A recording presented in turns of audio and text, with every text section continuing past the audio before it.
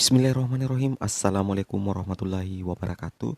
Jumpa lagi dengan saya di Ambil Maiwa Channel. Jadi teman-teman, channel ini merupakan channel pendidikan tempat kita berbagi tentang aplikasi pendidikan, Microsoft Office, serta tips dan trik komputer. Jadi teman-teman, di video kali ini kembali lagi admin akan berbagi sebuah video informasi yang cukup penting untuk teman-teman guru honorer yang masih berjuang dalam mengikuti seleksi P3K Guru di tahun 2021. Yang mana di video kali ini kami akan berbagi tentang peluang jadi ASN tetap terbuka, 6 poin penting pengusulan formasi P3K di tahun 2022, guru honorer wajib cek poin nomor 4.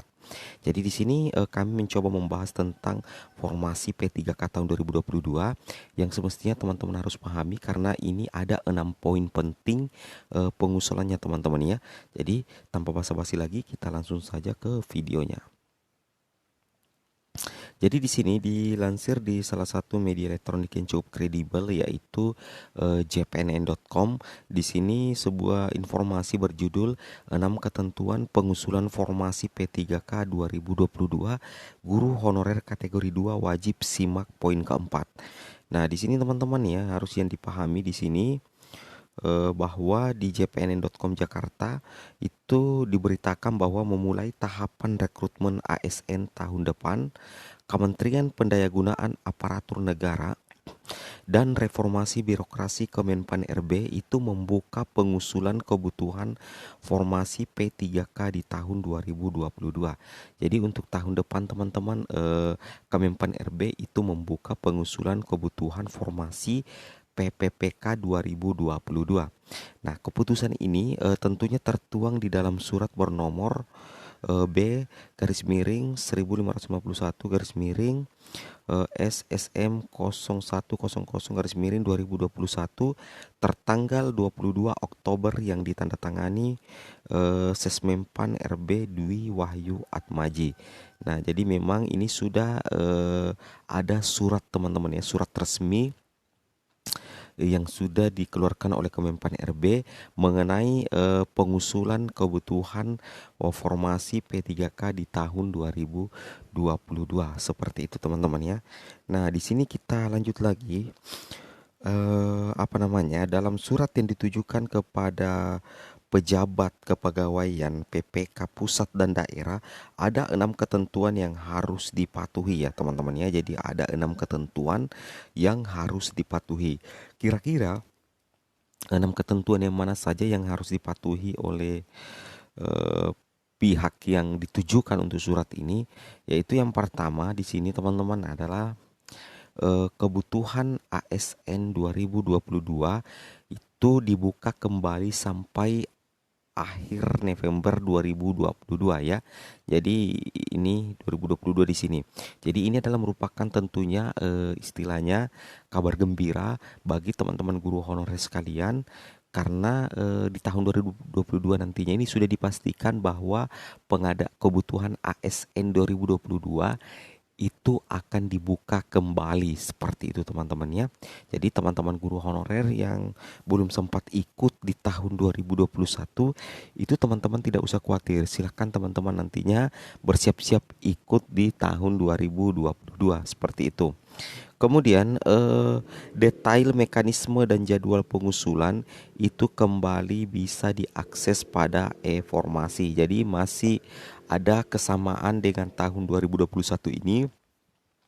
Untuk tahun 2022 nantinya teman-teman adalah mekanisme dan jadwal pengusulannya itu bisa kembali diakses pada e-formasi seperti itu. Kemudian yang ketiga adalah pengusulan kebutuhan memperhatikan ya. Jadi ada hal-hal yang harus diperhatikan pada saat pengusulan kebutuhan ya. Yang pertama itu pengadaan ASN 2022 hanya untuk pegawai pemerintahan dengan perjanjian kerja atau P3K. Jadi untuk tahun 2022 nantinya teman-teman ya, itu difokuskan untuk P3K. Termasuk P3K guru dan termasuk P3K non guru seperti itu. Kemudian pengusulan P3K 2022 itu berdasarkan kebutuhan jabatan dengan memperhatikan pedoman perhitungan kebutuhan formasi dari instansi pembina. Seperti itu teman-teman ya. Jadi untuk pengusulan PPK 2022 itu berdasarkan kebutuhan jabatan dengan memperhatikan pedoman perhitungan kebutuhan formasi dari instansi pembina seperti itu. Kemudian jumlah pegawai yang memasuki batas usia pensiun, penetapan kebutuhan formasi 2022, 2021 kemampuan keuangan dan fiskal untuk belanja pegawai. Jadi ini harus ada keseimbangan teman-teman ya antara batas usia pensiun dengan penetapan kebutuhan formasi seperti itu. Kemudian mencantumkan masa hubungan perjanjian kerja atau P3K seperti itu teman-teman ya. Jadi ada pencantuman tentang masa hubungan perjanjian kerja atau P3K seperti itu. Kemudian khusus untuk instansi daerah pengusulan diutamakan pada jabatan-jabatan yang dimungkinkan diisi honorer K2 dengan memperhatikan kualifikasi pendidikan yang dimiliki saat ini dan sesuai dengan persyaratan jabatan fungsional. Jadi ini untuk honorer kategori 2 ya, baik non guru maupun guru itu diprioritaskan dengan tetap memperhatikan kualifikasi pendidikan yang dimiliki saat ini dan tentunya teman-teman ya, itu sesuai dengan persyaratan jabatan fungsional seperti itu ya. Oke, kita lanjut lagi di sini.